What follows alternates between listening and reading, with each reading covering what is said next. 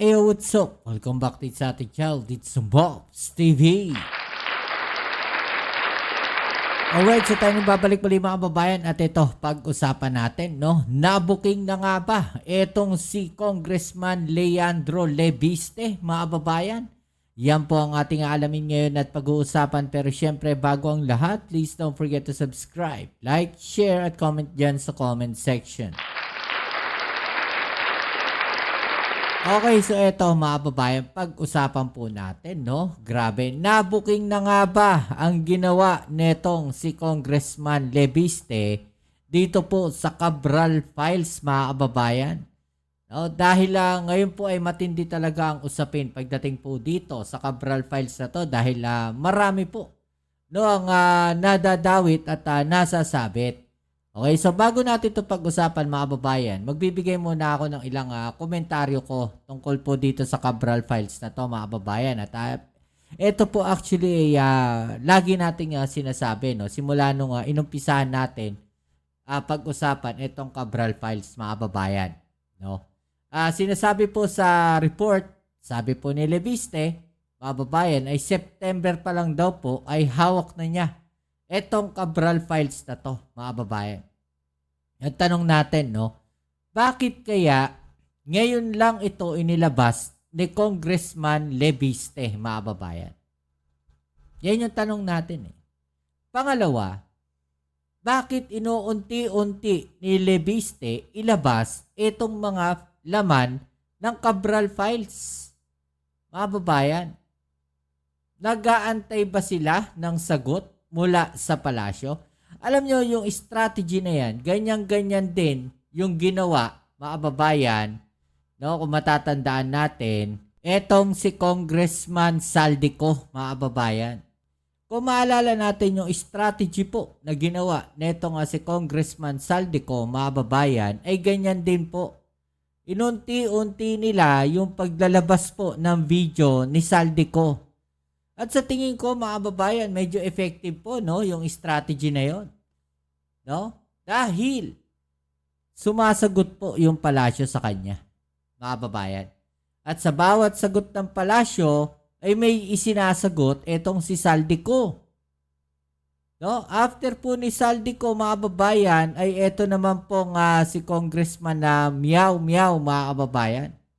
No? Ang maraming banat sa palasyo. Okay, so ngayon naman, na tumahimik si Miao Miao, no, eto naman po, no, si Congressman Lebiste, ang bumabanat, mga kababayan. No? Si Congressman Lebiste naman ang bumabanat ngayon at same strategy kung mapapansin ninyo. No, paunti-unti yung paglalabas nila ng detalye netong Cabral Files at sa bawat sagot ng palasyo, no, may isinasagot sila. Hindi kaya ang ginagawa nila, mga kababayan, no, ay maglalabas sila ng mga ganitong klaseng detalye, no, tapos aantayin lang nila, no, sumagot ang palasyo, tsaka nila ngayon babalikan uli ng ibang detalye para lumabas na sila yung anti-corruption, mga kababayan. Hindi kaya ganun yung strategy.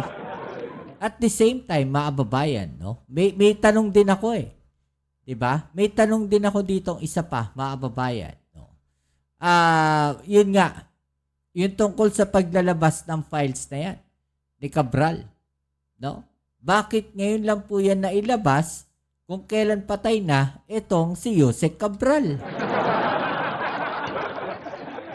And last but not the least, mga kababayan, na dapat wag gagawin, which is hindi nga po ginawa ng DPWH.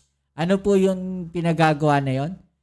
No, pinapa-authenticate po mismo, no, ni Lebiste. Sinasabi niya authenticated daw po. Alam daw po ni Secretary Vince Dizon, no, yung mga files na yon. At sinabi nga po ni Secretary Vince Dizon na hindi po niya alam yung files na yon, mga kababayan. No? At kung alam man nila yung files na yun, hindi niya alam kung ano yung nilalaman nun. Ang gusto mangyari ni Lebiste, mga kababayan, ay ilabas daw po ng DPWH yung files na hawak nila.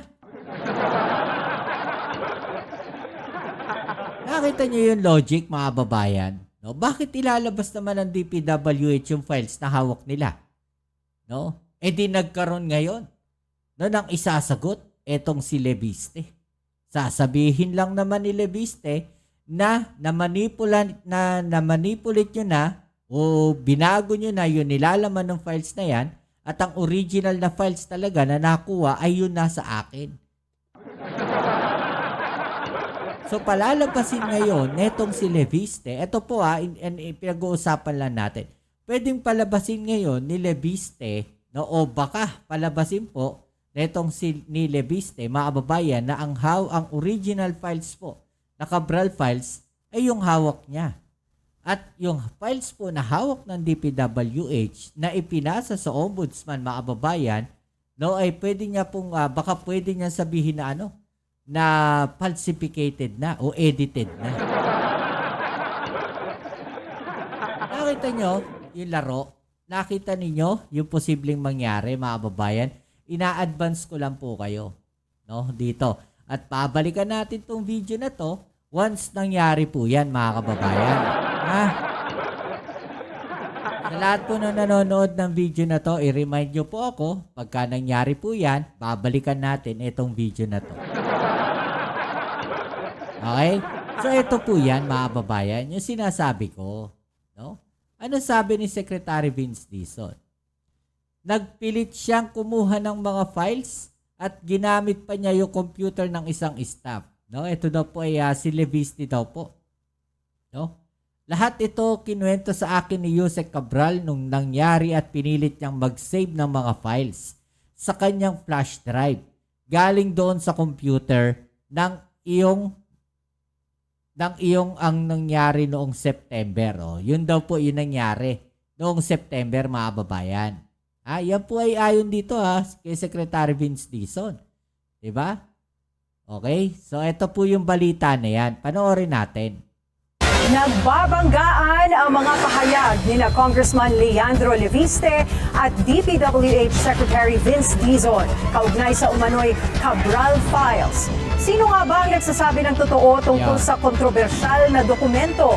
Yun nga yung tanong natin. Sino ang nagsasabi ng totoo, mga kababayan? Diba? Diyan sa Cabral Files na yan. Sa palagay ninyo, sino po ang nagsasabi ng totoo dyan sa Cabral Files na yan? Okay? Kung mapapansin natin, mga kababayan, ngayon lang po sumagot itong DPWH tungkol po dyan sa Cabral Files na yan. Ngayon lang sila nagsalita tungkol dyan, mga kababayan. Okay? Ito naman si Congressman Leviste. Ito pinag-uusapan lang po natin yan. Itong si Congressman Leviste naman, September pa daw po niya hawak yung files na yan. Ang tanong, mga kababayan, bakit ngayon lang niya inilabas yung files na yan kung kailan patay na si Cabral? Babayan. Yun yung tanong natin Now, which is bakit hindi pa rin nasasagot yan? Hindi pa rin ata nasasagot yan ni Congressman Leviste. Diba? Bakit ngayon lang po niya inilabas yung files na yan kung kailan patay na etong si Yusek Cabral, ex-DPWH Yusek Cabral? Kung sinasabi nga niya na yan daw po, ay may nilalaman na mga tao na sangkot dyan sa korupsyon na yan, at sinasabi niya transparency, bakit ngayon lang? Diba? Kung para sa taong bayan yung sinasabi niya, para sa sambayan ng Pilipino, dapat malaman ng mga Pilipino, okay tayo doon, mga babayan. Pero ang tanong natin, bakit ngayon lang? Diba? Hindi ba dapat nung una pa lang inilabas na niya yan? Mga babayan, nung una pa lang, diba? Sinabi na niya yan? No? Kahit na ganito rin kainit, na sa lahat po ng station ng mainstream media, sa social media platform, dapat inilabas na niya yan. Diba? Yun lang po yung katanungan natin dito. Bakit ngayon lang nailabas yung Cabral Files na yan? Nagbabalik si Hannah Lee para sa detalye. Mapipilitan umano si Batangas 1st District Representative Leandro Leviste na ilabas sa mga pangalang anyay pumipigil kay DPWH Secretary Vince Dizon na ilabas ang umano'y Cabral Files na hawak daw ng kongresista. Bakit Bakit may ganun pa, may parang pagbabanta? Bakit hindi na lang ilabas kung para sa transparency, mga kababayan? Diba? Ilabas na niya kung may ilalabas siya. Sabihin na niya kung sino. Kasi ganito lang yan, no? Actually, mas bibilib ako dito kay Leviste, mga kababayan, kay Congressman Leviste. No? Kung ilalabas niya talaga lahat yan. No? Walang atrasa na. Ilabas mo na lahat. Di ba? Si Barsaga nga, nakakapag-privilege speech doon sa Kongreso eh. Di ba? Pwede naman niya sigurong gawin din yan. No? Mag-privilege speech siya sa Kongreso, mga kababayan. Isabihin na niya lahat yan. Ilabas na niya lahat yan. Diba?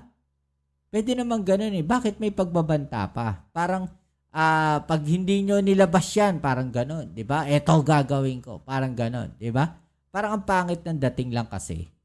Yan ang sagot ni Leviste matapos sa naging pahayag ni Dizon na hindi raw inauthenticate ng kalihim ang anumang dokumentong hawak ni Batangas Representative Leviste.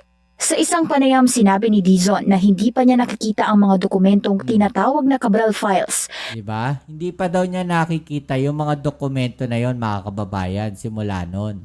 Kaya hindi niya pwedeng kumpirmahin ang authenticity nito. Kabaligtaran ng naunang pahayag ni Leviste na animoy pinatunayan na raw ng kalihimang files. Iginiit ni Dizon Alam niyo, no, napapaisip tuloy ako bigla eh. Bakit?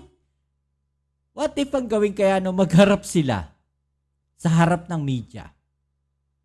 No?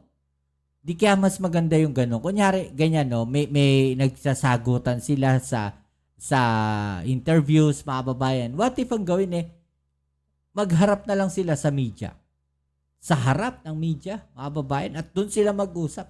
Para malaman natin talaga kung sino talaga ang nagsasabi ng totoo at sino yung nagsisinungaling. Diba? Harapan. Mas maganda yun. Diba? What if gano'n na lang yung gawin? Diba? na noong Setyembre, pinilit umano ni Leviste kumuha ng kopya ng files sa tanggapan ni Yumao ng dating DPWH Undersecretary Maria Catalina Cabral at gumamit pa raw ng computer ng isang staff para isave ang mga ito sa flash drive. Okay, so yan daw po yung nangyari, mga kababayan. At yan daw po yung sumbong no, neto nga si Cabral dito kay DPWH Secretary Vince Dizon. Ayon kay Dizon, ito mismo ang ikinwento sa kanya ni Cabral nung buhay pa ito. Tinanggi naman ni Leviste ang paratang at sinabing alam daw ni Dizon ang pagkuha ng files at hindi raw totoo na may pamimilit na nangyari. Yan yung sinasabi natin, mga babayan. No? Diyan tayo nagkakaproblema ngayon. No? Sino ngayon yung magpapatotoo sa kanino? Wala na yung tao. Diba? So, pwede nating pag-isipan eh. Kaya napapag-isipan ng hindi maganda to si Congressman Leviste. Diba? Bakit ngayon mo lang nilabas kung kailan patay na yung tao? Sino ngayon na magsasabi ng totoo dyan? Diba? Sino ngayon na magpapatotoo doon sa sinasabi mo? Na hindi mo pinwersang kinuha yung dokumento na yan. Diba? Sino ngayon yung magpapatotoo dyan? Yun ang problema dun eh. Yun yung malaking problema sa ginawa netong si Congressman Leviste, mga babayan. Diba? Dapat nung una pa lang, hindi obra ata sa mga ganitong hindi ata napapansin kasi sinasabi niya ganun eh. Na noon pa daw niya nilalabas yan. Sana napansin niya. Hindi ata napapansin ng mainstream media. Hindi ata napapansin ng taong bayan. What if sa ganito ako magpa-interview sa GMA, ABS-CBN, Bilyonaryo, UNTV, sa lahat. No? O kaya magpa-press conference siya, mas maganda yun. Nung nabubuhay pa si Cabral. Pero bakit ngayon lang? Parang pinasabog niya ng todo yan, mga babayan. Kung kailan patay na si Cabral, sino ngayon yung magpapatotoo sa mga sinasabi niya? Diba? Wala na yung tao. Ibinigay rin daw ito kay Leviste dahil umano sa spirit of transparency. Anya, naniniwala siyang may pagsang-ayon sa palig ng DPWH na ilabas ang mga dokumento in the interest of transparency. Kamakailan naglabas ng set ng mga dokumento si Leviste na may summary ng mga allocation per district, province at region mula 2023 hanggang 2026. I'm sorry that the public is impatient. Ang kasi dito, mga babayan, talaga nakafocus lang kay PBBM eh. Diba? Bakit hindi ilabas lahat ng files ni Cabral? Simula nung siya ay nagsimula dyan. Simula nung panahon na nandiyan sila sa DPWH na yan. Diba? Bakit nakafocus lang kay PBBM? Yun yung nakakapagtaka mga kababayan. Di ba?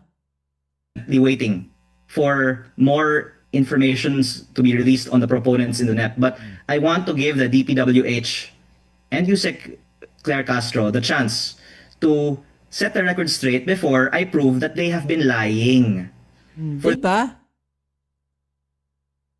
Mga kababayan, nakita ninyo yun? Gusto niyang magsalita yung DPWH at si Yusek Claire Castro bago daw niya patunayan, no? Na sila ay nagsisinungaling. 'Di ba?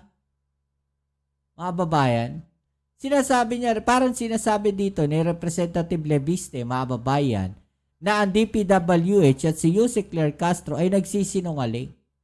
No, at siya ang tama at siya ang nagsasabi ng totoo. Kung kayo po ang tatanungin, mga babayan, sino po talaga ang nagsasabi ng totoo dito? 'Di ba? Sino yun talagang nagsasabi ng totoo? Yun yung masakit dito eh. Wala na si Cabral eh. 'Di ba? For them to say that there are no proponents in the NEP and they don't know who are the proponents in the NEP is a lie. Sa gitna ng palitan ng mga pahayag, inililaw ni Dizon na ipinasa na ng DPWH sa Office of the Ombudsman ang mga computer at files na ginamit at hawak ni Cabral, alinsunod sa sabina ng ahensya.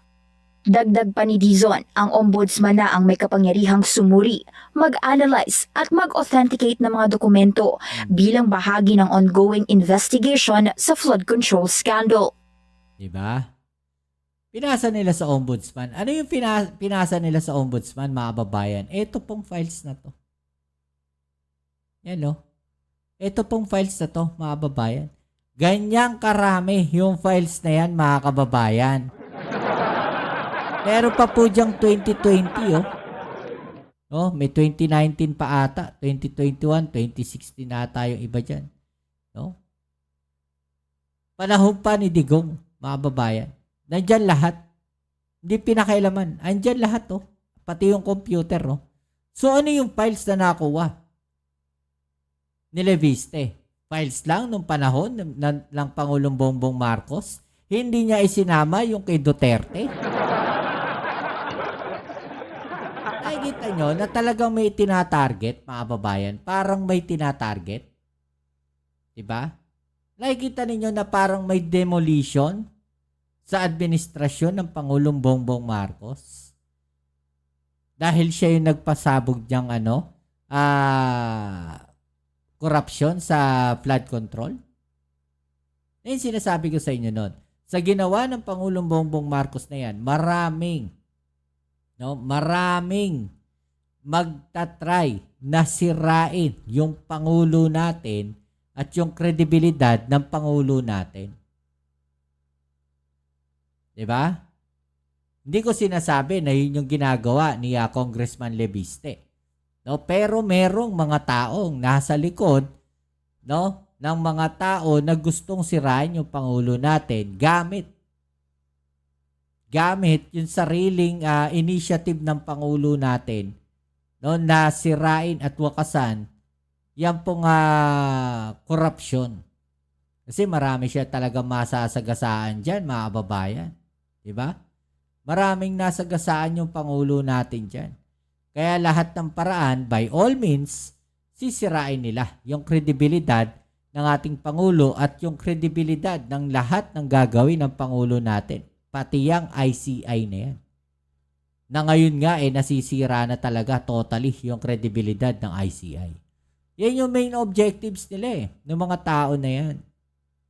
Sirain, no, yung strategy ng Pangulo natin. Sirain yung ginagawa ng Pangulo natin na paglaban sa korupsyon. Which is dapat talaga tutukan, no, ng ating Pangulo yan. Kasi siya yung nagsabi. No? Nalabanan yung korupsyon eh. Mas dapat magbigay siya ng, ng kamay na bakal.